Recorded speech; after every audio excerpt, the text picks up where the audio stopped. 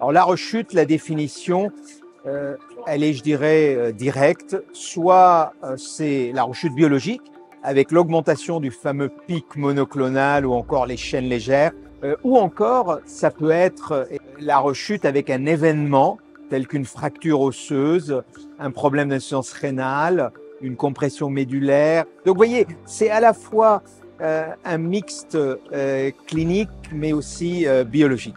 Après chaque autogreffe, hélas, le pic monoclonal est tout de suite remonté. Et donc, ce qui fait que la rechute, on va dire qu'on l'a vu venir.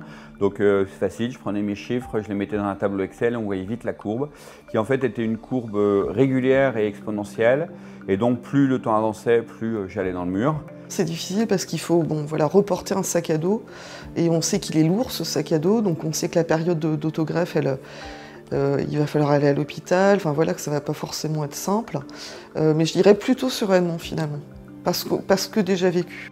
Alors j'ai appris la rechute en juin 2022 où après une séance d'étirement, de yoga très légère que je faisais à la maison, j'ai ressenti une douleur que je connais bien au niveau des côtes, donc qui s'est avérée être une fracture des côtes.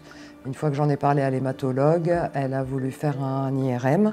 On a fait l'IRM. En même temps, c'était la consultation de routine.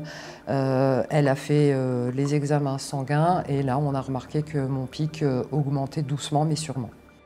En ce qui concerne la rechute, on a de très bonnes nouvelles. Parce qu'aujourd'hui, on a une offre, une panoplie de traitements impressionnante. On a différentes classes de médicaments. Et puis, bien évidemment, tout cela vous permet de faire des combinaisons. Alors, comme vous le savez, les traitements de première ligne, aujourd'hui, que ce soit le sujet jeune ou le sujet moins jeune, sujet âgé, associent souvent un anticorps anti-CD38, un IMID comme le lénalidomide et, par exemple, un inhibiteur du protéasome, le bortezomib.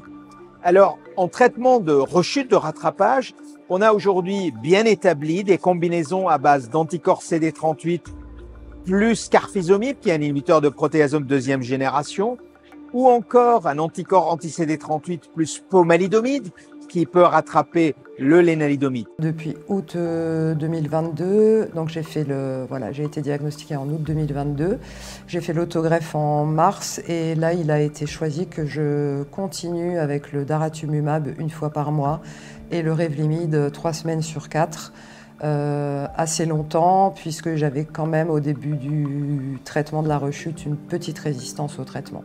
Mais de plus en plus, on est en train d'avoir des malades qui deviennent exposés à toutes les classes, voire réfractaires, c'est-à-dire résistants, la maladie devient résistante.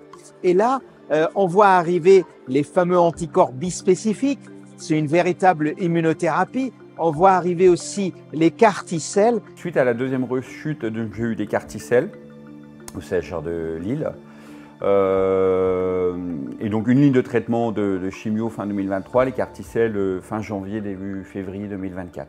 Les options pour un malade donné sont énormes et ceci est intéressant parce que ça permet de plus en plus de personnaliser le traitement, de l'ajuster, de l'adapter aussi bien aux caractéristiques du malade qu'aux caractéristiques de la maladie.